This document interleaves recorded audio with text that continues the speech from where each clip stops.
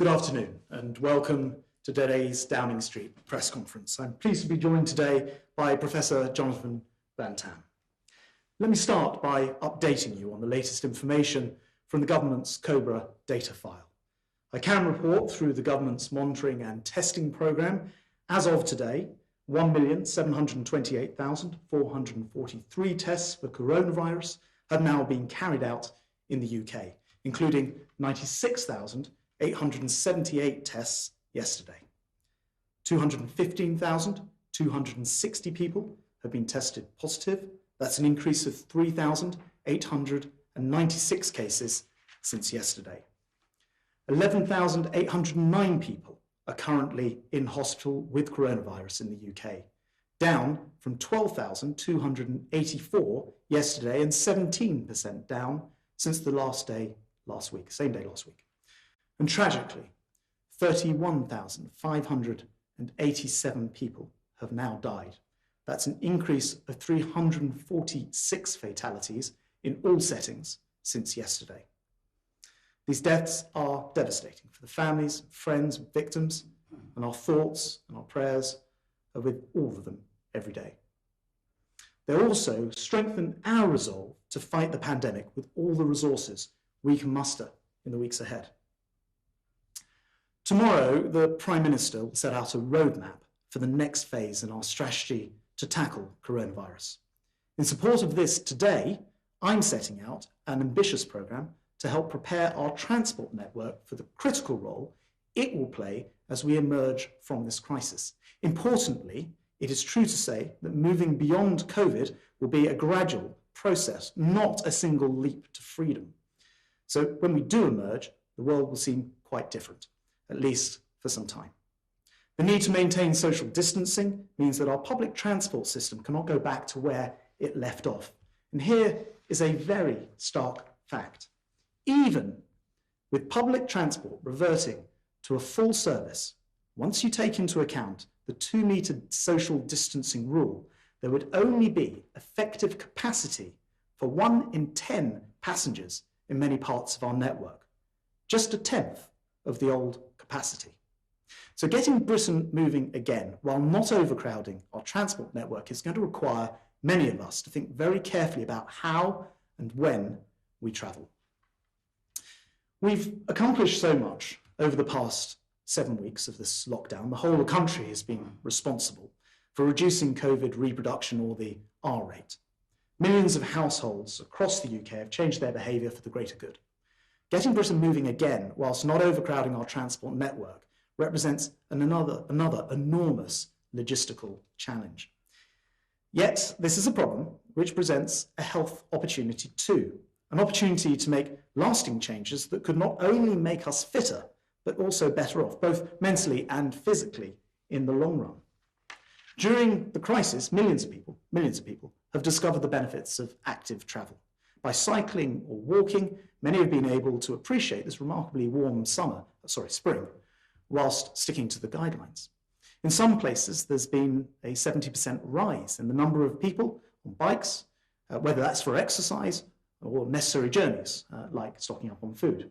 So whilst it's crucial that we stay at home, when the country does get back to work, we need to ask those people to carry on cycling and walking, and for them to be joined by many others as well.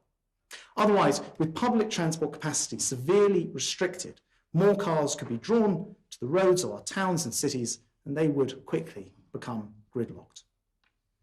We also know that in this new world, pedestrians will need more space. So today, I'm announcing a £2 billion package to put cycling and walking at the heart of our transport policy. To set out how we deliver this, we'll bring forward a national cycling plan for publication in early June, in line with the statutory cycle and walking investment strategy to help double cycling and increase walking by 2025. The first stage, worth £250 million, is a series of swift emergency interventions to make cycling and walking safer. Pop-up bike lanes, wider pavements, cycle and bus-only streets, all examples of what people will start to see more of. Accompanying the new money, we are today publishing fast-track statutory guidance effective immediately requiring councils in England to cater for significantly increased numbers of cyclists and pedestrians and making it easier for them to create safer streets. For employees who want to start to cycle to work but don't have a bike right now, the popular Cycle to Work scheme already allows employees to save between 25 and 39% of the cost of a new bike, or indeed electric bike. There's been a huge increase in people using this scheme, and we'll work with employers to increase uptake even further. And for those who may have an old bike, perhaps in the shed, and want to get it back to a roadworthy condition, there'll be a voucher scheme for bike repairs and for maintenance. Plans are also being developed to boost bike fixing facilities across the country. What's more, over the next few months, we'll set out further measures to make a once-in-a-generation change to the way that people travel in Britain.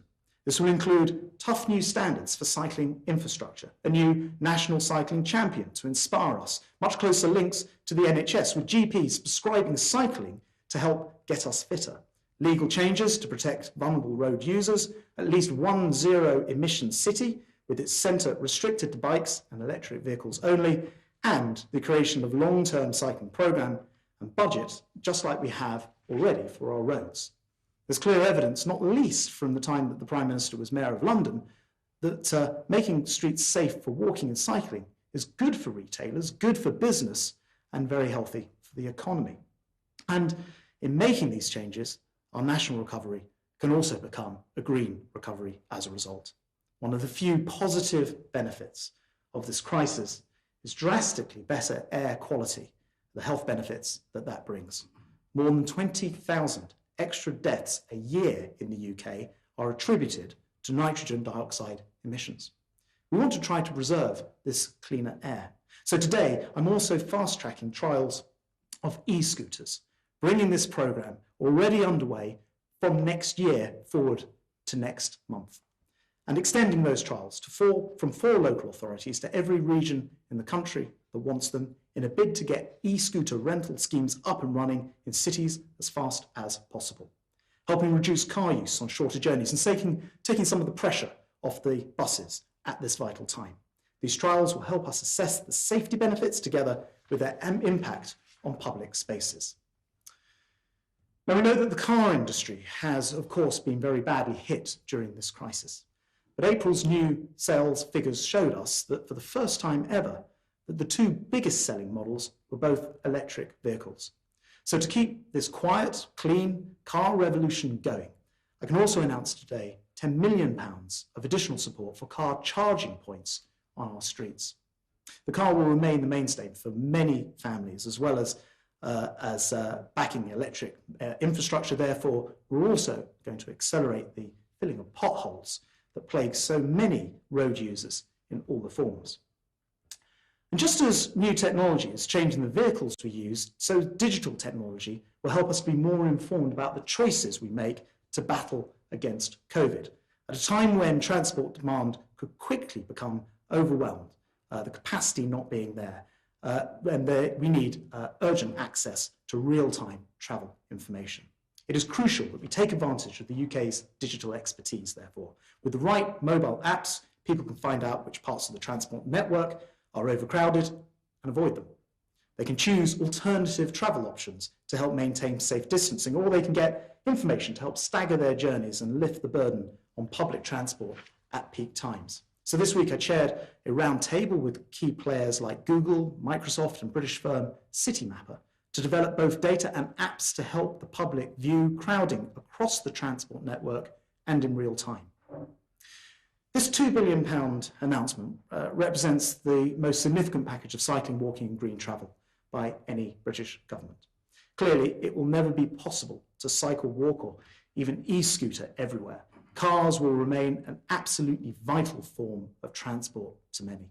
And so in the coming days, and as we look to the future, there will be further announcements about the huge investments we're making in roads and in rail, taking advantage of the low usership during this COVID crisis.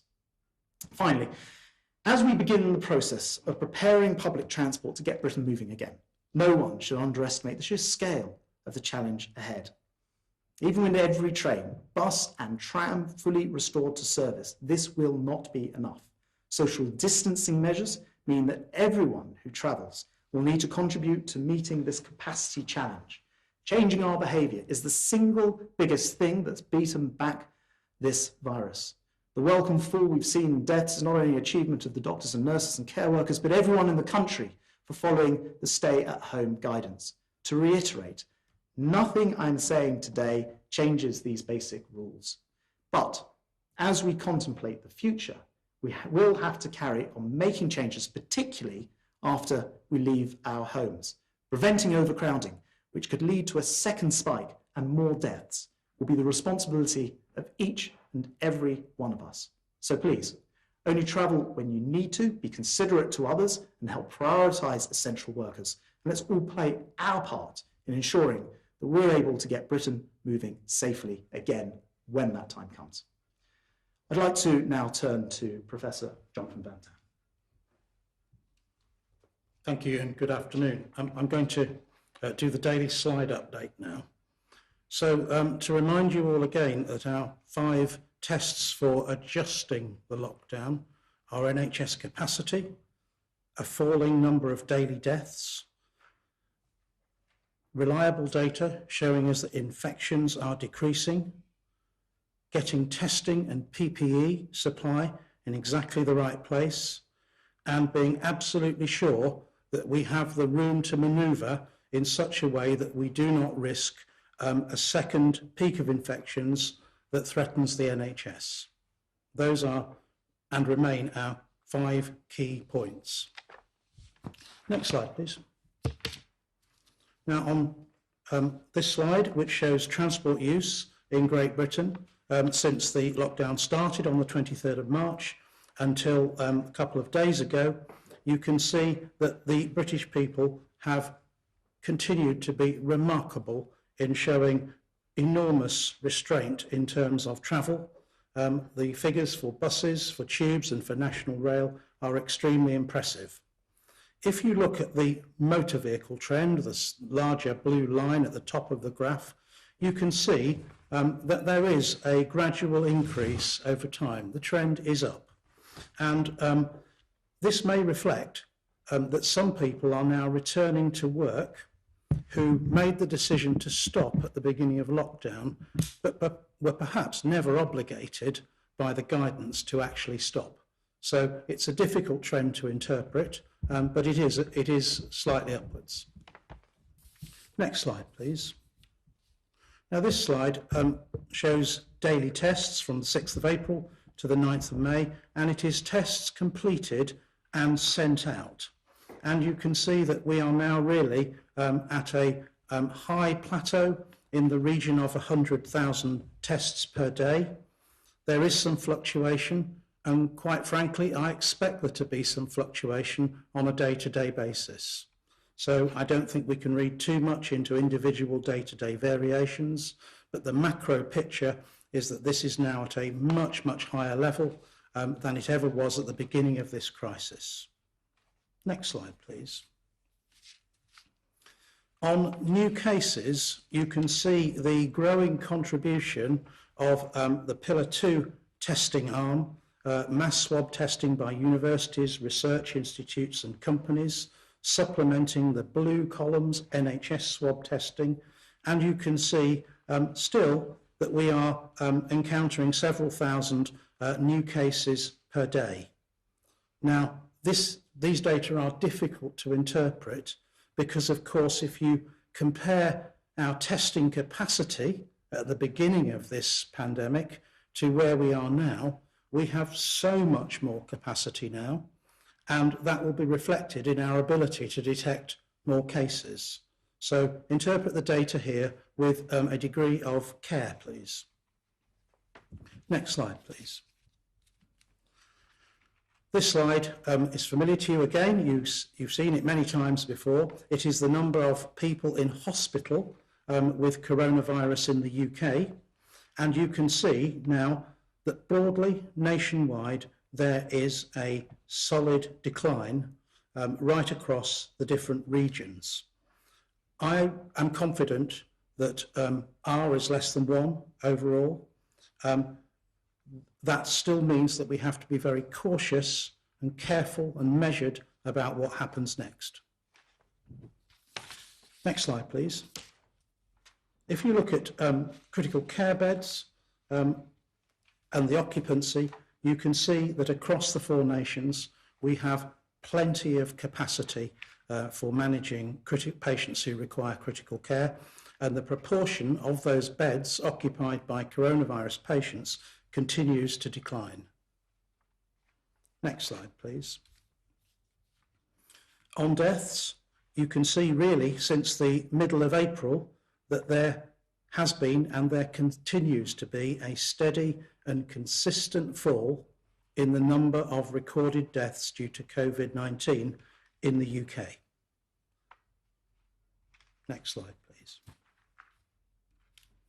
And then finally, this is the global death comparison that you have seen before. All lines begin on the bottom left-hand corner at a point when 50 cumulative deaths were recorded in each of the countries. And it continues to tell the story that I have illustrated to you in previous press conferences, that the United States is an outlier at the top, that the UK is in company with France, Spain and Italy in the middle band, and there are other European countries and South Korea along the lower trajectory. These data are always difficult to interpret. Every time I want to say it, that we will not get the most granular picture until we start to get excess mortality data across all of these countries, and that will help us make a far more accurate comparison. Thank you, Secretary. Jonathan, thank you very much. And I want to go to the first question, member of the public, Stephen from County Durham. Good afternoon. I live in the northeast of England, 175 miles away from Edinburgh, and double that distance from London. Should I follow the advice of the First Minister for Scotland or that of Downing Street? Thank you. Thank you very much, Stephen. Well, the answer is actually, I think the 4 nations, Scotland, Wales, Northern Ireland and England, have actually largely moved in lockstep. You'll hear from the Prime Minister tomorrow night at 7 p.m. And we do want to, of course, make this as straightforward as people, as indeed this message in front of me has been all the way through, to stay home, protect the NHS and save lives. And so the next phase of this will also involve some very clear messaging, and you won't have to wait very long to hear it either. So thank you very much, Stephen. Turning to Tammy from Bristol, I think it's a written question. Tammy asks, opening schools and colleges is a very important topic for many people, but how do you plan to implement social distancing rules in education settings? Children, especially primary age and younger, will find it difficult to keep these rules. It was a very good point, of course. Again, to repeat, the first point is we need to wait to hear from the Prime Minister tomorrow night. But the wider point is, of course, there are ongoing discussions between my colleagues in education and schools, teachers, the unions, and of course with our scientists as well, to work out the best way to bring schools back when that happens. But Jonathan, perhaps I can ask you to comment. Yes, so the point that Tammy is making is that young children do find it difficult to keep rules, any kind of touching or distancing rules, and that's an accepted fact. We've all encountered young children and we completely understand that. What I can say is that whatever the Prime Minister announces that we will do next, it is going to be extremely cautious and extremely careful and extremely painstaking. And it has to take into account the kind of factors that have been mentioned in the question. And indeed that advice and that policy will do that. But it's caution all the way, really. I think that's absolutely right. In answer to Tammy, extreme caution is actually the watchword on this. And we've seen in other countries where second, not quite spikes have come along, but where social distancing has been relaxed and there have been problems. So we will wait to see. Can I turn now to Ben Wright at the BBC? Thank you. Secretary of State, can you confirm that anyone flying into UK airports will be told to quarantine for 14 days from the start of next month. A lot of people will wonder why this wasn't done weeks ago during the peak of the pandemic, and won't such a move damage the aviation industry even more? Thank you very much, Ben. Well, look, throughout this crisis, and particularly at the beginning, and particularly in reference to that question, we've sought and taken medical advice. In fact, I remember asking the Chief Medical Advisor exactly about this point. The thing is that very few people are travelling by comparison to normal, and particularly at the beginning of this crisis, most of them were Brits returning from abroad, possibly ranging in numbers of about 3 million in that time. Others would be permanent residents here, and of course, essential workers who are providing fixes for freight and supply and medical equipment who we'd need to and want to have travelling. So the medical advice didn't support it. But I think it's worth pointing out, we did in fact close off quarantine. Anyone from Wuhan in January, from Iran, northern Italy and South Korea in February, which people may not have realised at the time. But now we have a situation where as we get the R number, the reproduction number, down in the UK, and we begin to get things under control, we now have the capacity, as we just discussed in testing as well, it clearly then makes sense to look at what happens at the borders. I can't confirm is the answer. You will have to wait for the Prime Minister tomorrow night, Ben, but it does mean that the capacity to do those things exists, but also that the science would back it as well. I'm just going to ask Jonathan Van Tam to comment on the science of it as well. Yeah, so I'll just going to comment on the science of quarantine and leave the announcements for later. The incubation period of this disease is very clearly understood to be between 1 and 14 days. That is to say, from the point of a critical exposure to the virus, you remain well from 1 day to 14 days before your symptoms emerge. And typically, the mean incubation period is 5 days. So that will be a typical wait, if you like, between when you were exposed and you became infected through to when you get symptoms. If people go home, as we asked them to do when they returned from Wuhan at the end of January, and they stay in their own homes for 14 days, even if they were infected very shortly before they came into the UK, then they work out that incubation period at home and they do not spread the virus onwards into the community. So that's the scientific basis of how quarantine would work in this circumstance. Thank you very much, Jonathan. I would add, Ben, but I'll come back to you. I think bearing in mind the sacrifice the British people have made this last 7 weeks and counting, we can't have a situation where everyone else is being asked to stay at home, but others could come into the country. It's also worth pointing out that the numbers coming to the country are very, very small, but it is a question of that judgment. Ben, can I go back to you? Yeah, just on the sort of the clarity of the message. On the one hand, you're now talking about quarantining people, which is a tightening of restrictions. On the other hand, saying to people they can now go and visit garden centres, which is a loosening of the lockdown rules. I just wonder if the government's messaging strategy isn't now looking more confused. No, I think that most people are more than sort of capable of understanding what's meant. And as the first secretary said when he announced the 5 principles of the NHS coping, making sure that deaths are consistently falling, making sure the R rate is falling, that we have the capacity for the test, and most importantly of all, that we don't then have another spike when we change social distancing. And he said at that time, there will be some places where we will wish to tighten. There'll be other places, of course, where social distancing or our habits or the message may change or loosen. So I think it's completely consistent with the plan. But as I say, you will have to wait till we actually have formal announcements on any of this side before any of that's confirmed. Thank you very much. Sorry, maybe I could add just that, as I understand it, the policy is actually still quite consistent. We've announced testing and tracing, that will roll out in due course, and that will mean that we identify cases and we ask contacts to go into home isolation for 14 days, just the same as would apply if somebody crossed our border. So from that perspective, I think there is a real consistency here, and the difference you're hinting at is a kind of blunderbuss approach of it applies to everybody, versus hopefully a more filtered way of doing exactly the same thing. Ben, thank you very much indeed. Can we turn to Carl Dinnan from ITV?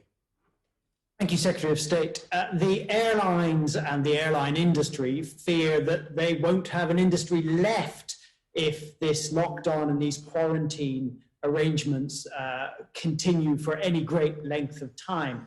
Can you confirm whether you're still open to negotiation on this quarantine arrangement with the airlines and the industry, or have you made up your mind? I'll say nothing has been announced at all as yet, in fact, and we will have to wait for those announcements. But I just want to say with regard to the aviation sector, because you're absolutely right, when it comes to, if you think about sectors that have been affected, obviously leisure, entertainment, those sort of things, and aviation would be right up there with them. And it's both a short-term problem, people aren't flying now, and a longer-term recovery issue for them. So it's worth just recalling that the Chancellor has made some very, very important packages available, not just furloughing of staff, but also the loans that have been made available. But actually also, in addition to that, the Chancellor and I have approached the entire aviation sector and said, look, if those things don't work, if that doesn't fit the bill, then for this sector, because we recognise what's happening, you can get into bespoke conversations, and that is happening in a number of different aviation cases. But I mean, it is undeniably the case, of course, that aviation has been right at the forefront of this. We have to, first and foremost, make sure that we develop policy in the public interest. And that, of course, as everybody knows, is protecting the NHS and saving lives. Do you want to come back on that, Carl? I wanted to ask about your announcement on cycling, actually. The extra investment in cycling would be very welcome for those who are able to cycle to work. But as you will know, the average commute in this country is nearly 9 miles. There are many people who just can't cycle to work, even if they want to. And you've admitted that all the transport, public transport capacity won't be enough if it's brought back online. What are you doing about that? Yeah, I mean, you raise an excellent point, and I hope that in my comments I covered it a little bit in saying that I'm going to come back and talk about the infrastructure investment on roads and so on and so forth. Absolutely recognise that car will be a vital part of what's required. But I do just want to kind of pick you up on one stat. Outside of London, it's been shown that half of journeys are under 3 miles. So you don't have to be a cyclist to benefit from society as a whole switching to cycling and walking. So to give you an idea of what that meant, if only 5% of those journeys were cycling, so if cycling increased by 5%, I should say, it would mean 8 million fewer car journeys, 9 million fewer rail journeys, and 13 million fewer bus journeys. And that's just a 5% increase in cycling. So you don't have to be the cyclist to benefit from that. And that's why I was saying in my comments, I very much like people to be thinking about alternative and active forms of transport today in order to protect the total amount of public transport that will be available once you include social distancing within it. Carl, I can come back to you if you wanted to respond. Well, that still doesn't quite answer the question about public transport capacity, which, as you've indicated, is going to be a very, very serious problem, especially in the southeast of England, of course, but all around the country. Yeah.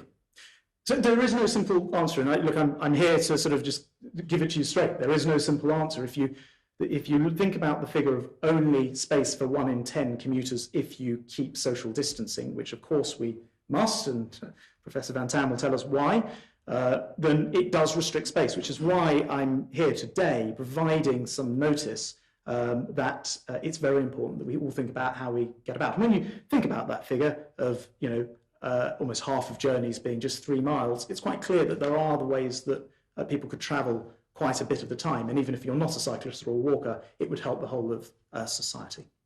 Thank you very much indeed. Can I turn to Ben Kentish from LBC?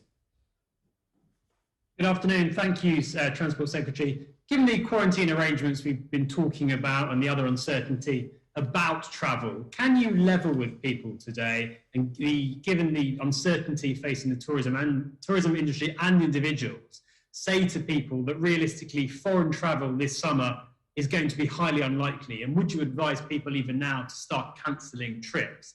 And just secondly, if I may, to Professor Van Tam, it's become clear, has been for some weeks now, that the driving force of this epidemic is now really transmission within care homes. I just wanted to ask, why has it been so difficult to protect some of the most vulnerable people in our society, those at highest risk from this disease, i.e. people in care homes? And what more, if anything, do you think needs to be done to achieve that? Thank you.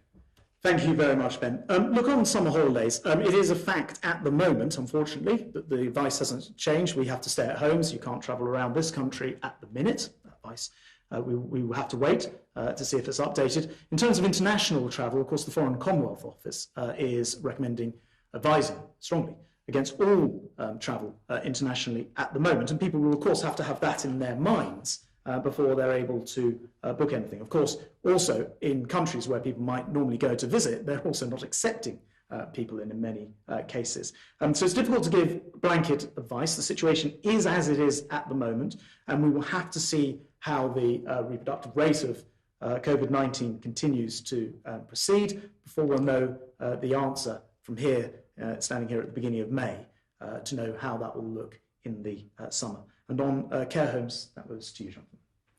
Yes, thank you for the question. Look, I recognise that there has and continues to be a difficult situation in care homes, and I'm extremely sorry for the many deaths that have occurred. However, care homes are a really difficult situation from a basic infection control and epidemiology point of view. First of all, here we are dealing with a virus that is very infectious. The R0, if left unchecked, is somewhere between 2.8 and 3. It's high. We are dealing with care homes with a largely indoor environment, and we do know that this and many other respiratory viruses spreads more easily in indoor environments. We are also dealing with, by and large, a very elderly population in care homes. And my colleagues who run the COSIN analysis are very clear that there is an independent effect of age on the risks of COVID and the severity and the death rate. And that is now very, very clear indeed. And roughly with each 10-year age band, it goes up and up. And on top of being elderly, many of the people living in care homes have other underlying conditions. And again, the analyses are very clear that you have increased risk of complicated disease, increased risks of death, again, associated with a range of underlying conditions. So you almost have the perfect storm of a really nasty virus that's infectious, a very elderly population, and we know age increases risk, a population with many underlying illnesses, risk conditions that again further increase risk, and to an extent an indoor environment. So it's just a very challenging place to work in. Now, in terms of what is being done about it, my colleagues at NHS England and the Care Quality Commission are now really putting an enormous amount of effort into solving these problems and giving as much advice and support as they physically can. Jonathan, thank you very much. Ben, thank you as well. Turning now to Nigel Nelson, Sunday Mirror. Yes, thank you, Secretary of State. As a follow-up to Tammy's question, would you accept that parents won't be able to cycle into work until schools are fully up and running? And also to Jonathan Van Tam, what's going to happen to the 1.8 million shielding when the volunteers they rely on also go back to work? Nigel, thanks very much. I mean, I think you rightly point out the interconnectivity of our economy and also this enormous and unprecedented situation we find ourselves in. I think it is true to say that people have, through this crisis, have found a lot of different ways of working, and many more people than ever thought it was possible have discovered they've been able to work from home.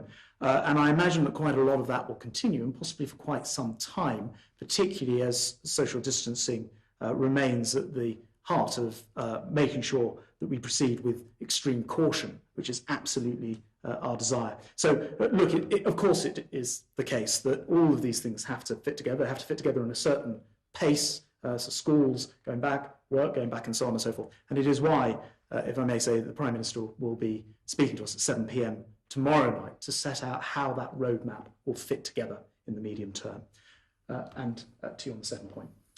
So thank you for the question. Shielding is an extremely important part of what we've been doing to protect the most vulnerable in our society during the first part of this pandemic.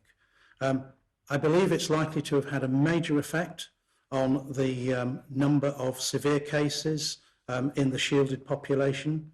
I believe it's likely to have prevented many deaths in that population. We do keep the shielded groups under review, and we do keep how we are going to move forwards with the shielding policy under review. But I can tell you that nothing we will do in the future will ever sacrifice the public health and clinical importance of continuing to protect the most vulnerable people in our society. Jonathan, thanks. Nigel, did you want to come back? Only just to check the order of events, which is what I was trying to ask about. That without schools, wraparound childcare, breakfast clubs, school clubs, then the whole idea of starting to talk about people going back to work is a bit premature. And so I'm just trying to see if you would agree that schools are the priority before we can do the next stage. In a sense, I'm trying to actually raise this subject ahead of time, Nigel, because as I described in my comments, I think it's very important that people are starting to think about the reality of how journeys may need to work in the future. So you're right to say that this is sort of projecting forward rather than something which is right now at this moment. But as I say, if I can just appeal to your patience for just over 24 hours to hear from the Prime Minister tomorrow, I feel you'll be in a much happier position about how that all fits together as he presents us with that roadmap. Can I turn now to Toby Helm from The Observer? Hello, question first of all for Secretary of State.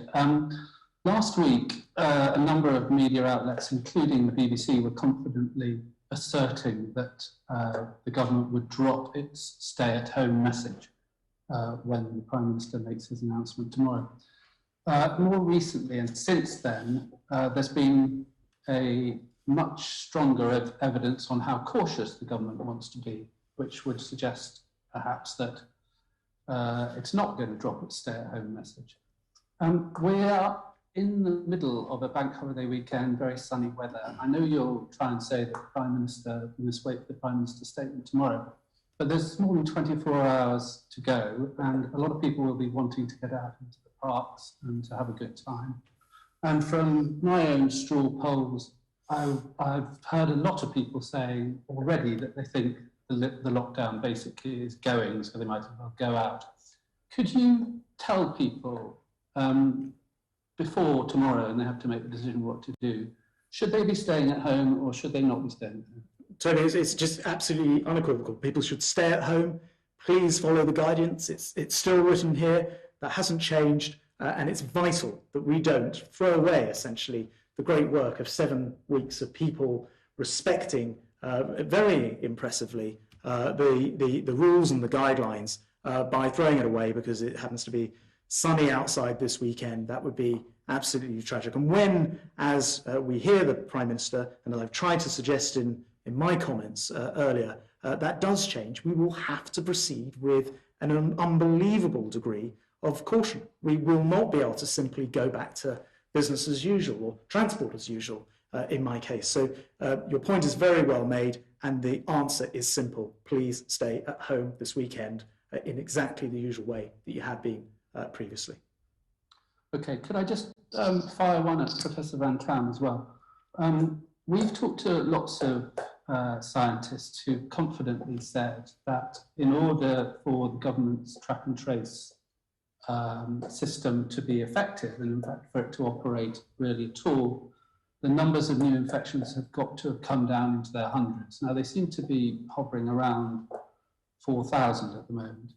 Do you agree with those scientists that for the track and trace to really work, we have to have new cases of COVID-19 down in the hundreds? And if so, how long do you think that will take?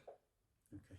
So, test and trace is going to be a system that involves the NHS app, and it is also going to involve Public Health England in wider traditional contact tracing using telephones, foot leather epidemiology, and the way it's always been done for many years.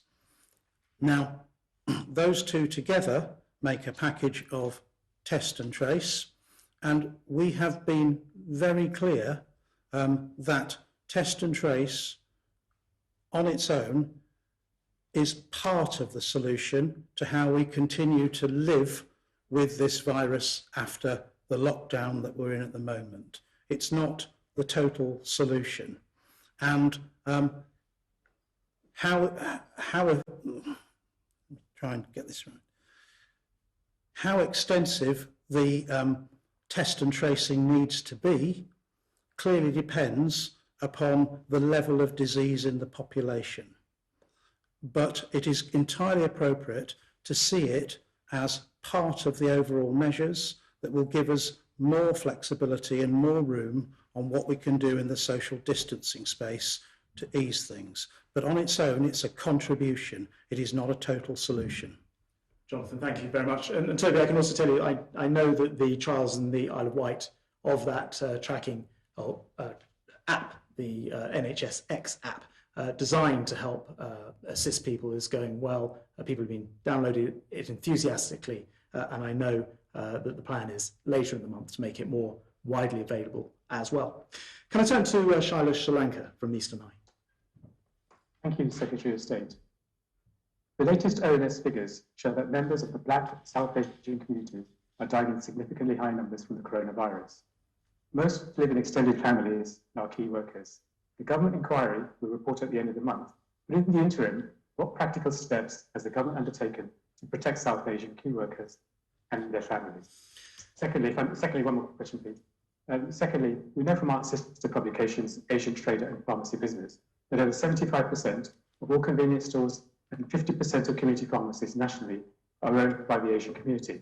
We know pharmacists are key workers, but will the government consider including convenience retailers as key workers and provide them and pharmacists with good quality PPE so they can continue to serve the nation? Or, as some of our readers have suggested, will the government rather see convenience stores and community pharmacies close so they can stay alive? Thank you very much indeed, Shailesh. Look, I think we're very concerned about deaths amongst minority communities, the South Asian community included, and we're very, very interested to understand why that is happening. And at the moment, we're unclear whether that is just the proximity, in other words, that more people from minority backgrounds happen to work in health and social care, or whether there's something else going on. It actually opens up wider questions as well beyond this of, why it is that men are much more likely to have higher mortality rates, or obesity seems to be a factor, and many other things besides.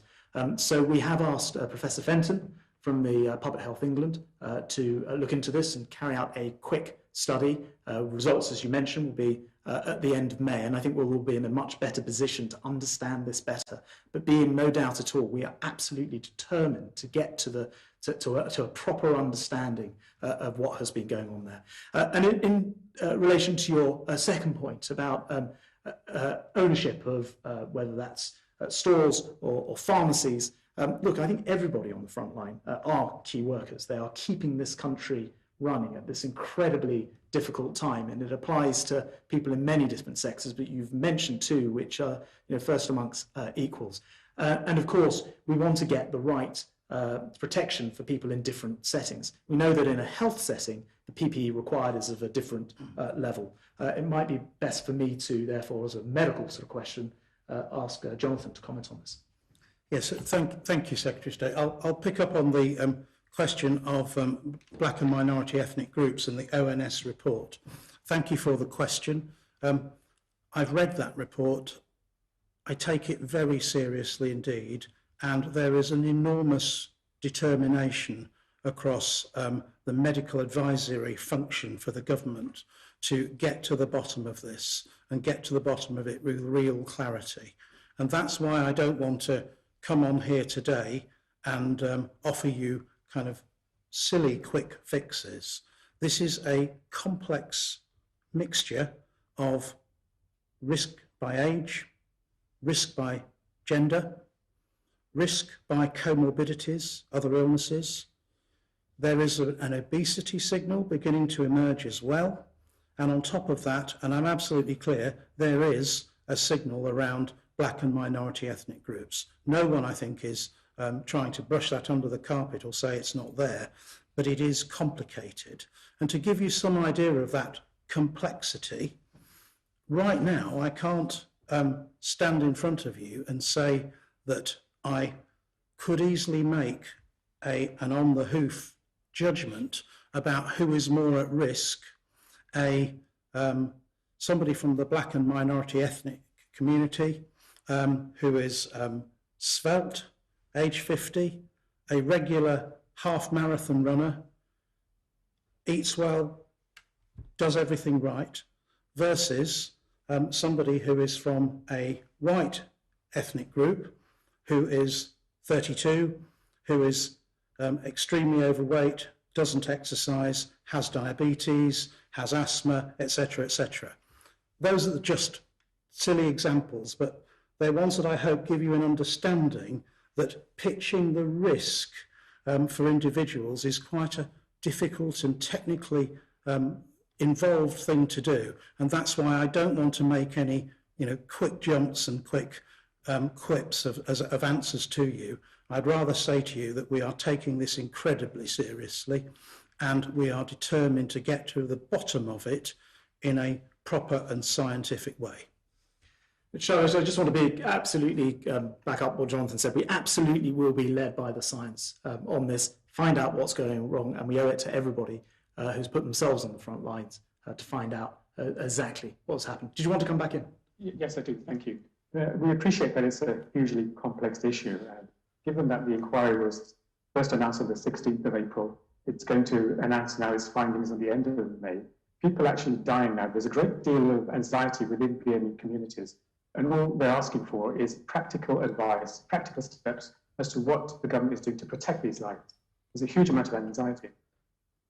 Yes, indeed. And look, we need to get to the facts to understand this. But I think the advice would actually be the same as the advice all round: washing hands, making sure that appropriate PPE, to go into your second question, in the right circumstances is worn.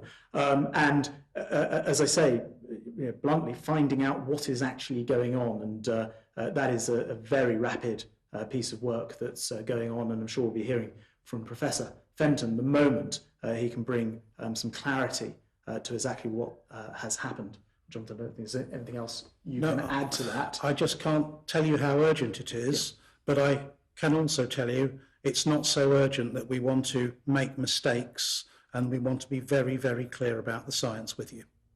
Thank you very much indeed, Shailesh. And I just wanted to just finish by saying I talked a lot about the future this afternoon and some of the measures that will come into place, but please, this advice hasn't changed. Wait for the Prime Minister tomorrow night to set out the roadmap going forward. What I would ask you to do, regardless, is think about the future, about alternative and active means of transport, but we will be proceeding with extreme caution, maintaining social distancing as one of the absolute key ways to beat this virus in order that we can get Britain moving again.